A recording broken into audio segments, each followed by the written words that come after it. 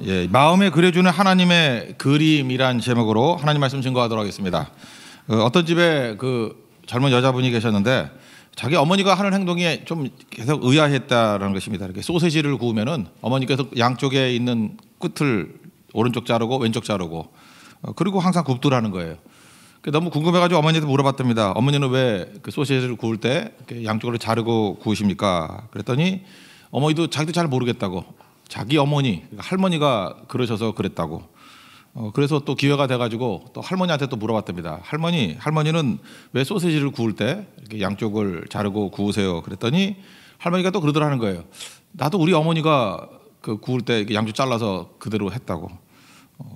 그래서 또 증조 할머니가 계셔서 또 가서 물어봤답니다. 그랬더니 프라이팬이 작아가지고 이렇게 잘랐다고. 다 안 돼가지고. 그러니까 지금은 큰 거 있으니까 문제 없잖아요. 근데 그 여자분들이 어머니 따라가면서 계속해서 왜 그런지도 묻지도 아니하고 그냥 이렇게 반복하고 따라갔던 거죠. 저는 신앙생활에서 이런 것이 있다고 생각을 합니다. 어떤 일을 할 때 분명히 이유가 있기 때문에 그렇게 한 거 아닙니까? 근데 이유도 모르고 그냥 맹목적으로 따라가다 보니까 좋은 환경이 됐음에도 불구하고 과거의 것을 답습하는 일들이 있더라는 것입니다. 그래서 우리도 신앙생활을 할 때 왜 이걸 주셨는지, 동기가 무엇인지, 원인이 무엇인지 그런 것들을 이렇게 따라하는 것이 굉장히 중요하다고 생각을 합니다. 창세기 15장은 이제 중요한 터닝 포인트를 이루는 장인데 믿음에 있어서 이게 사실은 15장 이전과 이후가 완전히 달라지는 내용이 됩니다. 이름도 바뀌게 되고 아브라함에서 아브라함으로, 그다음에 놀라운 일들이 벌어지는 어떤 중요 사건이 되는 것이 15장이 된다는 것입니다. 그런데 15장이 올 때까지 아브라함은 어떤 답답함과 두려움이 있었다고 생각을 합니다. 창세기 12장에 보면은 갈대 우르라는 잘 사는 곳에서 하나님의 말씀을 듣고 이제 가나안으로 옮겨오지 않았습니까? 그때 크게 보면 하나님의 약속이 두 가지잖아요. 자손 주겠다, 땅 주겠다. 그러니까 사실 이건 뭐 자손과 땅의 문제가 아니라 하나님의 약속의 결과죠. 구원의 결과로서 그런 것들을 약속하셨는데 이제 15장이 올 때까지 실제로 하나님이 동행해 주셨지만 뭐 손에 잡히는 게 없는 거예요. 자식도 없고 땅도 없고. 그래서 두려움 가운데 있었다는 것입니다. 약간은 희망이 없어 보이고 이거 맞나 뭐 이런 거죠. 그래서 그냥 별 생각 없이 하루하루를 살아갔던 것 같습니다. 마음에는 답답함이 있고 마음엔 두려움이 있고. 그때 하나님께서 아브라함을 이제 부르시는 거예요. 그래서 자기 자신의 가장 중요한 문제를 이렇게 해결해 주시려고 하시는 겁니다. 먼저 하시는 하나님 일이 뭐냐? 5절을 보니까 그를 이끌고 밖으로 나가셔서 하늘을 우러러 무뼈를 셀 수 있나 봐라. 못 세죠. 내 자손도 이와 같으리라 라고 하시는 하나님 말씀을 주셨다라는 것입니다. 이게 무슨 얘기예요? 하나님께서 그의 마음 가운데 하나님의 이 말씀을 새겨주신 거예요. 하나님의 그 말씀을 이렇게 프린트해 주신 거라고요. 저는 이번에도 네팔 청년들 모였을 때 그들의 마음 가운데 하나님께서 이렇게 말씀으로 프린트해 주셨다고 생각을 해요. 우리 성교단들 같지만 하나님 말씀을 이렇게 가슴속에 프린트해 주셨다고 생각을 합니다. 오늘도 이렇게 저녁 예배 오신 성도들 하나님 말씀으로 우리 마음속에 이렇게 프린트해 주신 게 있다고요. 팍팍 찍어놓는 하나님의 프린트가 있다라는 것입니다.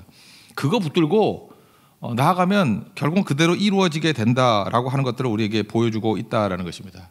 결국 우리 설교가 뭡니까? 그 프린트 찍어주는 거예요. 하나님의 말씀에 프린트. 그리고 말씀을 이렇게 들으면 이게 가슴에 하나님 말씀이 그림으로 이렇게 새겨지게 된다라는 것입니다. 그래서 이스라엘 백성들은 사실 이 원리를 알았기 때문에 그런지 모르지만 12살이 되기 전까지 어떤 성경에 나오는 한 가지 이야기를 한 500번 정도 반복해서 들려준다 그러죠. 요셉 이야기를 한 500번 정도, 다니엘 이야기를 한 500번 정도, 모세 이야기를 한 500번 정도.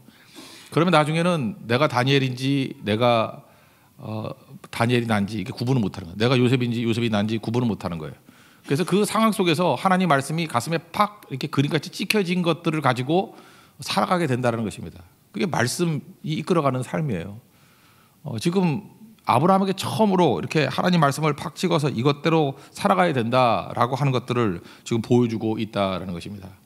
많은 사람들이 대부분 욕심으로 살아갑니다. 하나님을 섬기긴 섬기되 마음에 하나님의 프린트가 없는 사람들은 자기 생각 또는 자기 욕심 가지고 내가 하나님 편을 들어야지라고 하면서 살아가니까 힘이 들기도 하고 지치기도 하고 방향을 잃기도 한다라는 것입니다. 그래서 1차적인 단계는 뭐냐면 하나님 말씀을 들어야 되는 거예요. 들으면 하나님께서 우리의 마음 가운데 이렇게 프린트로 찍어주시게 된다라는 것입니다. 느헤미야서에도 보면 이런 비슷한 말씀이 나오는데 느헤미야 1장을 보면은 하나님께서 그 소식을 듣게 하죠. 우리 고향 땅 예루살렘이 황폐하게 되고 성문이 불타고 다 무너지게 되었다. 그래서 하나님께서 느헤미야를 이제 보내잖아요. 그래서 느헤미야 2장에 가보면은 둘러보는 얘기가 쭉 나옵니다. 둘러보는 가운데 기도하면서 눈물 가운데 무너진 예루살렘 성을 둘러봤겠죠. 느헤미야 2장 12절에 보면 이런 말씀이 나와요. 예루살렘을 위해 무엇을 할 것인지 내 마음에 주신 것을 내가 아무에게도 말하지 않았다. 하나님께서 돌아보는 가운데 내 마음에 주신 것이 있다는 거예요. 이게 똑같은 얘기입니다. 이게 창세기 15장에 나오는 말씀하고 똑같은 얘기예요. 하나님께서 느헤미야의 마음 가운데 말씀의 프린트를 팍 찍어 주셨다는 거예요. 그래서 그런 그림을 가지고 하나님의 약속의 프린트를 가지고 이제 무너진 성벽을 52일 만에 재건하는 일들이 벌어지게 되더라는 것입니다. 저는 우리 믿음의 선조들 가운데도 그런 것들이 있다고 생각을 해요. 이렇게 각지를 돌아다니면서 특별히 김중거 목사님 같은 분, 이렇게 민족을 놓고 청년을 놓고 기도하는 가운데 말씀의 프린트가 팍 들어가는 거예요. 그 프린트의 내용이 뭔지 아십니까? 그리스도의 계절이 오게 하자예요. 각 민족의 마음 가운데 이게 예수 그리스도가 새겨져서 우리가 봄이라는 계절이 있고 여름이라는 계절이 있고 가을이라는 계절이 있고 겨울이라는 계절이 있잖아요. 이 계절마다 우리가 노력하지 아니하는 어떤 그 은혜로서 오는 환경들이 있잖아요. 마찬가지로 그리스도의 계절이 오는 것. 그리스도의 계절이 오면 그 능력이 나타나고 믿음이 생기고 하나님께 돌아오는 일들이 벌어지게 되잖아요. 이번 네팔 갔을 때도 그래요. 13차까지 뭐 열매가 없었다는 얘기는 아닌데 그냥 이렇게 잔잔하게 갔습니다. 다른 선교들은 이렇게 터지는 게 있잖아요. 말레이시아도 어느 순간 이렇게 터졌다. 베트남도 이렇게 터졌다. 이렇게 느꼈거든요. 근데 제일 처음부터 시작했던 네팔 선교였는데 이번에 제가 14차 중간쯤에 느낀 게 그거예요. 아, 터졌구나. 제 표현이에요. 터졌어요. 이건 뭐 이 힌두 세계에서 이렇게 올 수가 없는데 우리 코이노니아 교회 같은 데도 사실은 뭐 하루 종일 뛰어봐야 5명 왔거든요. 그래도 알고 보면은 뭐 억지로 끌려온 애들이고 그랬었는데 아예 상종을 하지 않았죠. 근데 제가 뭐 다른 거는 뭐 모르겠지만 뭐 숫자 누가 얘기를 하대. 거기 주일학교 아이들이 30명이었는데 140명이 왔다고. 그러면 아시겠죠 어떤 건지. 하나님께서 이게 터트려 주시더라고요. 거기만 그런 게 아니라 뭐 포카라에서도 마찬가지고 여러 가지 이게 상식에 이렇게 어긋난 상식으로 받아들일 수 없는 일들이 벌어지게 되더라는 것입니다. 그거 왜 그러냐? 어떻게 터트려 줄 때가 있거든요. 근데 그 이전에 우리가 뭘 했냐면 그걸 놓고 하나님께서 마음속에 이렇게 프린트해 주신 것들이 있어요. 그거를 붙들고 계속 하니까 하나님께서 그 그림대로 이루어 주시잖아요. 느헤미야도 마찬가지고 아브라함도 마찬가지입니다. 먼저 하나님께서 하시는 일이 뭐냐면 마음 가운데 말씀의 프린트를 팍 찍어 주신다고요. 그래서 여러분 하나님 말씀을 들을 때 내 마음에 하나님의 프린트가 있는지 없는지 그거를 꼭 확인해야 된다는 것입니다. 그래서 믿음이란 건 뭐냐면 마음속에 프린트가 먼저예요. 그러고 난 다음에 꾸준하게 믿고 나아가면 이루어진다 그런 거죠. 우리 믿음작이라고 얘기하는 히브리서 11장 1절의 내용이 그런 거 아닙니까? 믿음은 바라는 것들의 실상이요. 바라는 게 뭐예요? 손에 잡히지 않는다 그런 거죠. 바라는 거 소망 아니에요. 소망이 다 이루어지는 게 아니잖아요. 세상에서는. 바라는 것들이 있다고요. 근데 바라는 것들 뿐인데 이게 하나님께서 주신 프린트를 가지고 바라게 되면은 실상이래요. 실상이 뭐예요? Actually happen. 실제로 이루어진다는 거예요. Actually happen. 그러니까 실제로 실상이라는 거 이게 잡히는 거예요. 그게 믿음이라는 거예요. 믿음. 그리고 보이지 않는 것들은 안 보이니까 뭐 이게 있나 없나 긴가민가 뭐 그러는 거 아닙니까? 보이지 않는 것들. 그러니까 do not see. 안 보이는 거예요. do not see. 안 보이는 거라고. 그런데 뭐라고 얘기합니까? 증거라고. 에비던스라고. 그죠? 누구나 이렇게 증명해 줄 수 있는 증거가 된다라는 거. 그게 믿음이라는 거예요. 그러니까 우리가 뭐 증거 찾으려고 그러지 않냐고 또 이렇게 액츄얼 해폰 이것만 찾다 보면 뭐 우연이 될 수도 있는 거잖아요. 하나님께서 먼저 주시는 게 뭐예요? 이게 마음 가운데 하나님의 말씀의 프린트를 팍팍 찍어 주신다라는 것입니다. 그게 중요한 거죠. 여러분 우리 자녀들 교육이 뭔지 아십니까? 자녀들 뭐 잘 되기를 원한다. 맨날 죽어라 앉아서 기도만 하고 그런다가 애들이 되는 게 아니고요. 이렇게 끌고 나와야 돼요. 성교도 가야 되고 예배도 들고 데리고 나와야 되고 기도도 하게 돼야 되고. 여러분 그 성교 따라다니는 아이들하고 한번 대화를 한번 나눠보셨습니까? 대화 나눠보면 걔네들의 마음속에 말씀이 프린트가 돼 있어요. 걔네들이 인물이에요. 그 학원이나 쫓아다니고 이런다고 나오는 게 아니에요. 걔네들은 뭐 맨날 무엇을 먹을까 무엇을 마실까 무엇을 입을까 그러다가 쓰레기 인생 된다고. 그죠? 그럴 거 아니에요. 뭐 찍힌 게 그게 찍혔으니까 세상이 찍어주는 프린트가 찍혀 있으니 세상적인 존재가 되겠죠. 그러니까 중요한 게 뭐예요? 제가 아브라함도 흔들흔들 했다니까요. 하나님께서 야 밖으로 나와. 그리고 당시에는 성경이 없으니까 무뼈를 보여주면서 말씀해 주시잖아요. 저 별들보다 더 많은 내 자손이 되게 할 것이다. 말씀의 프린트를 찍어주시고 실제로 그렇게 되더라는 것입니다. 그래서 믿음의 첫 단계는 뭐예요? 말씀을 듣는 거예요. 믿음은 들음에서 나며 그러잖아요. 말씀의 프린트가 찍히는 거. 그게 중요하다는 것입니다. 그 두 번째 단계는 뭐냐면 말씀의 프린트가 딱 찍혔는데 이제 거기서 그치는 게 아니라 이제 시험이 오는 거죠. 갈등이 오는 거죠. 우리는 그래도 이성적인 존재가 아닙니까? 말씀의 프린트가 찍혔어요. 다 된다고 하지만 우리는 끝없이 의심합니다. 이유가 뭐냐면 요놈의 머리가 있기 때문에 머리 아이디어, 나의 아이디어가 있잖아요.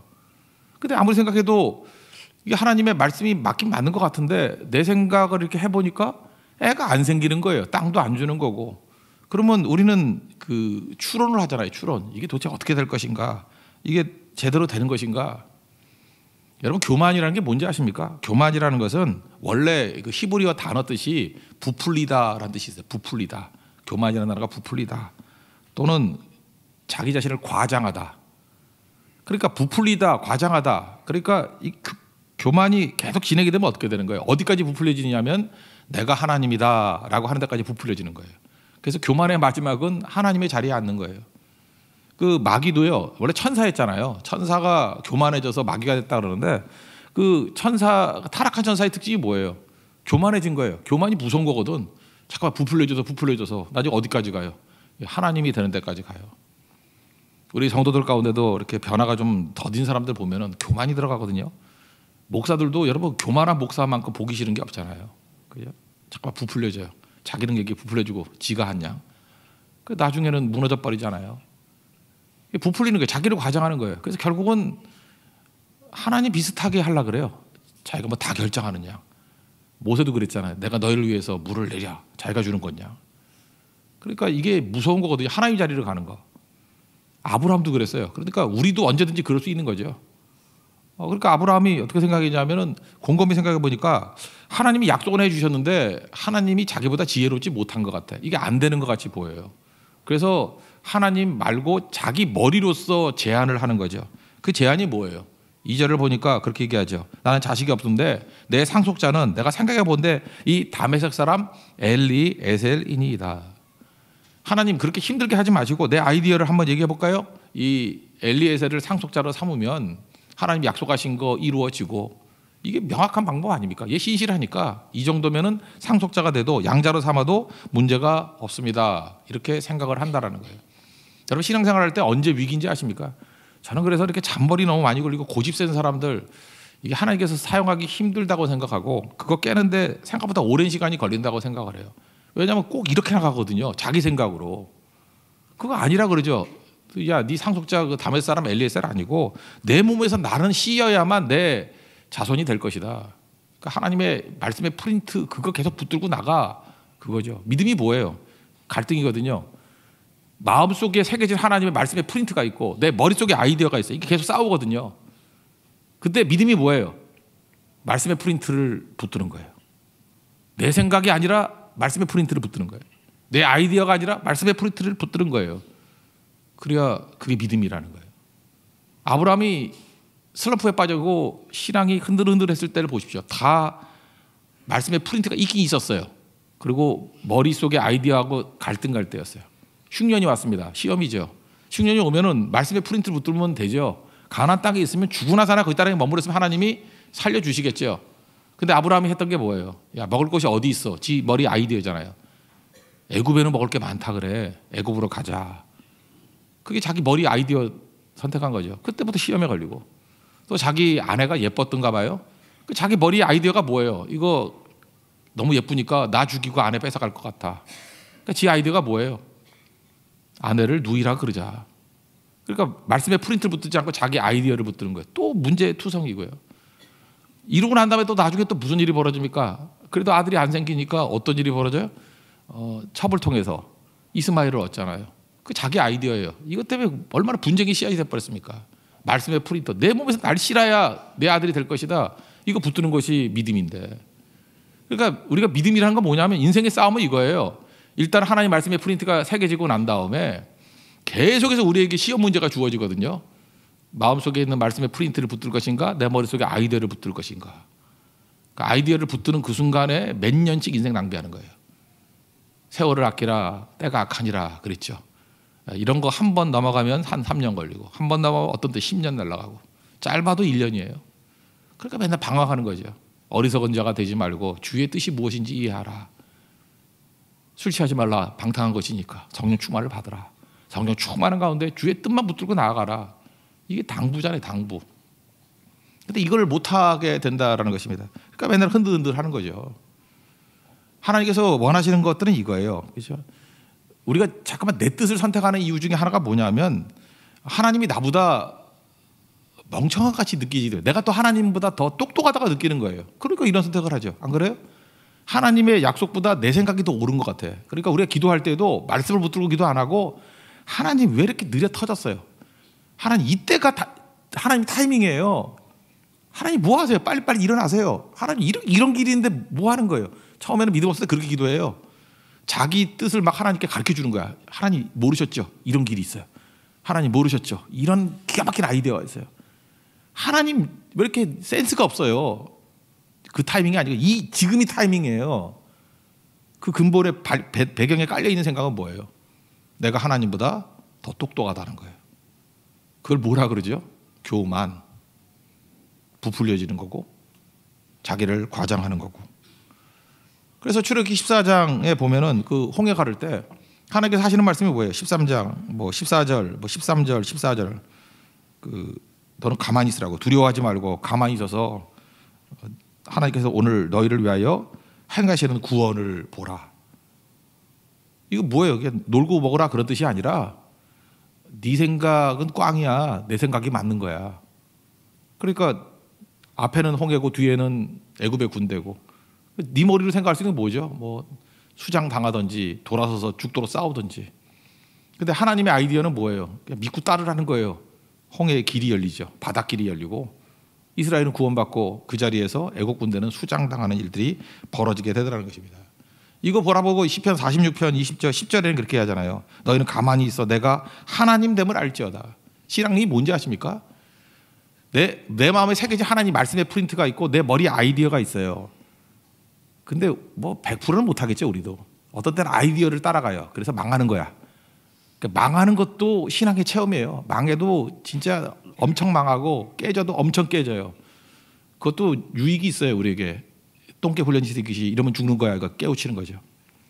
그리고 하나님 말씀의 프린트를 따라갔어요. 그랬더니 되는 거죠. 그때 우리가 느끼는 게 뭐죠? 너희는 가만히 있어. 내가 하나님 됨을 알게 되는 거예요.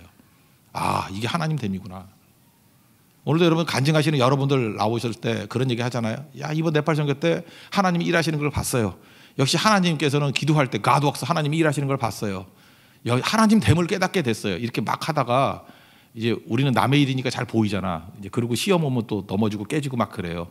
그때 우리 가서 말씀 전해주고 싶죠. 마음에 있는 프린트 붙들어야 돼. 너는 가만히 있어서 하나님 됨을 알아야 돼.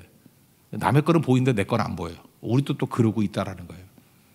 그래서 믿음이 뭔지 이 믿음의 그 시스템, 이 구조를 우리에게 보여주고 있다고요.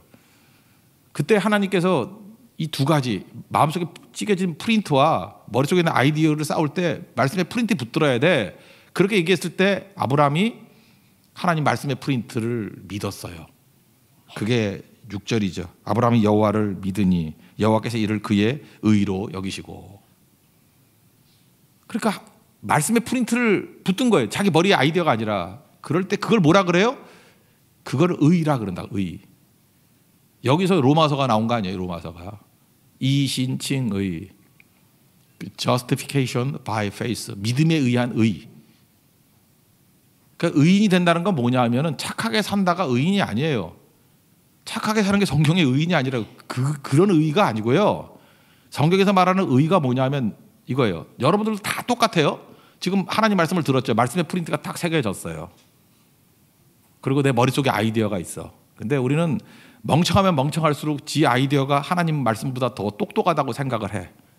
그래서 이사야 55장에 나오잖아요. 내 생각 너희 생각보다 높으며 내 생각 너희 생각보다 다르다고. 그죠? 뭐 이렇게 수준 차이가 엄청나. 그 얘기 하는 거예요. 지금 이 차이가 있어. 가슴과 머리의 차이가 있어. 그런데 뭐라고 얘기해요? 가슴에 새겨진 하나님 말씀의 프린트를 믿는 거를 그거를 뭐라 그래요? 의. 그 사람을 뭐라 해요? 의인이라 그러는 거예요. 여러분 같으면 아침에 일찍 깨가지고 뭐 죽어라 일하고 공부하고 돈 벌면 잘 될 것 같이 보이죠. 그런데 의인은 어떻게 돼요? 아침에 나서 첫 시간에 하나님 앞에 기도하고 When we pray, 우리가 기도할 때 하나님이 일하신다. God works. 그거를 붙들면서 나오는 사람. 오늘 아침 말씀과 같이 너무너무 피곤해요. 너무너무 바빠요. 그러면 기도가 말라버리잖아요. 그럼에도 불구하고 예수님 같이 바쁘고 피곤함에도 불구하고 기도가 마르는 게 아니라 새벽 오히려 미명에 해 뜨기 전에 먼저 엎드려 기도하는 것을 선택했어요. 그럴 때 우리는 뭐라 그래요? 의라 그러고 그 사람 뭐라 그래요? 의인. 그런 거예요. 의인. 착하게 사는 게 의인이 아니에요. 가슴속에 프린트된 말씀을 따라가는 사람을 의인이다 그러는 거예요. 이게 이시인칭이에요. 그래서 성경에서 말하는 왜 믿음으로 말미암아 의인이 됐다라는 건지 아시겠죠? 믿음으로 말미암아 의인이 됐다. 믿음을 붙드는 거예요. 말씀을 붙드는 게 믿음이라고. 그때 우리는 뭐라 그래요? 의인. 그런다는 거. 의인. 그 길을 걸어가는 하나님의 백성이 돼야 된다는 것입니다. 이건 큰 그림이에요. 그래서 이 창세기 15장은 우리가 어떤 식으로 믿음이 작동하는지, 우리가 어떻게 믿음에 의해서 의인이 되는지, 의인이 됐을 때 구원받는 거잖아요. 어떻게 은혜로 말미암아 믿음으로 구원받는지 하는 전체적인 구조를 말해주고 있다는 것입니다. 그러니까 우리 싸움은 뭐예요? 제일 먼저 하나님 말씀에 프린트가 새겨지는 거예요. 말씀 받아야 되고 그 다음에는 계속해서 갈등이 뭔지 아십니까? 머리와 가슴의 싸움이에요. 가슴에서 하나님 말씀의 프린트와 머리 아이디어 따라가려고 하는 싸움이에요. 근데 대부분 우리는 머리를 따라갈 때가 많아요. 그래서 가슴의 프린트를 따라가야 돼. 가슴에 새겨진 말씀의 프린트를 따라가야 돼. 그래서 보내주신 분이 누구냐면 성령이라고요. 성령. 술 취하지 말라 이는 방탕한 것이니 술 취해서 세상에 취해서 살아가면 반드시 머리를 따라가게 돼 있어요. 세상을 따라가게 돼 있다고. 근데 오직 성령의 충만을 받으라. 그러면 성령께서는 가슴에 새겨진 말씀의 프린트를 따라 살게 만드신다는 것입니다. 그게 능력이에요. 가슴의 프린트는 어떻게 하라 그래요? 십자가 지고 따라가라고 얘기를 해요. 복음을 위해서 고난을 받으라고 얘기를 해요. 섬기라고 얘기를 하고 희생하라고 얘기하고. 그거 우리 제정신 갖고 우리 갖고는 안 돼요. 우린 교만해서 어디로 가요? 머리로 간다니까. 교만해서 하나님의 말씀보다 내 머리 아이디어가 더 부풀려져 가지고 그게 뛰어나다 생각해요. 아브라함조차 그러잖아요. 하나님의 약속을 따르기보다는 내 상속자는 엘리에셀입니다. 이런 길들을 따라해. 내 상속자는 이스마엘입니다. 이런 걸 따라가고 내 먹여 살릴 기서는 애굽입니다. 이렇게 따라간다고요. 그게 뭐예요? 자기 아이디어죠. 그걸 교만이라 그래요. 그래서 굳이 말한다 그러면 믿음에 반대말이 교만이다. 이제 이해가 되십니까? 믿음은 뭐예요? 말씀의 프린트를 따라가는 게 믿음이에요. 그러니까 믿음은 들은 말씀 없이는 안 되겠죠. 믿음이 뭐라고요? 말씀 따라가는 게 믿음이에요. 내 머리하고 말씀하고 충돌하면 말씀 따라야지. 그걸 믿음 그래요. 한번 믿음. 그 믿음을 실제로 행하는 거를 순종이라 그래요. 요 행위 자체를 믿음이라 그러고 이걸 진짜 했지요. 그러면 믿음의 순종이에요. 순종. 그럼 어떤 일이 벌어지냐면 의가 작동하는 거예요. 의가 생기는 거예요. 의. 그걸 계속해서 누적하는 사람을 뭐라 그래요? 의인. 그래. 의인. The righteousness. 의인 그래. 의인. 그 사람이 구원받는다는 거예요. 의인은 바로 거기에 있습니다. 그럼 우리 모든 성도들 하나님 말씀을 가슴에 새겨놓고 들어야 돼요. 여러분 자녀들 키울 때나 우리 가족들 구원받을 때 말씀 듣지 않고는 절대 구원 없습니다. 왜냐하면 말씀에 그림이 없는데 무슨 프린트가 없는데 무슨 구원이 있어요. 그냥 기껏해야 윤리 붙들고 살아가는 거죠. 그건 소망이 없는 거예요. 그거는 하나님 백성이 아닌 거예요. 하나님 백성의 특징이 뭐라고요? 내가 말씀을 맡겼습니다. 말씀을 주셨습니다. 그래서 계속 말씀을 주셨다는 걸 강조하잖아요. 그리고 출애굽기 보면 왜 하나님 백성이 된 거예요? 말씀 주신 백성이니까. 가슴에 프린트를 주신 거니까. 근데 문제는 뭐예요? 그거 지키겠다고 난리친 거죠. 지키는 게 아니고 사실은 그걸 믿는 건데, 그죠? 그거를 자기 머릿속에 있는 것이 아니라 이 말씀을 믿는 건데, 그게 의라는 거예요. 의.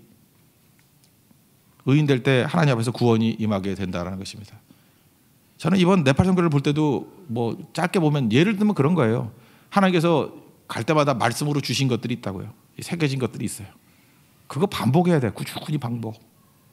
언제 하나님의 때가 될 때까지. 나는 뭐 때를 모르니까. 그리고 끊임없이 그거 선택하고 나아가게 되면은 아까도 얘기했죠. 우리 식으로 표현하면 터져요. 이게 성취거든요. 보이지 않는 것들의 증거, 바라는 것들의 실상. 이게 터지는 거라고. 그게 신앙의 삶입니다. 여러분들 매 순간마다 가슴속에 하나님 말씀의 프린트를 새기고 또 그것을 선택하고 믿는 것을 통해서 의가 이루어지는 의인의 삶을 사는 하나님의 거룩한 종 되기를 축원합니다. 모두 다 자리에서 일어나겠습니다.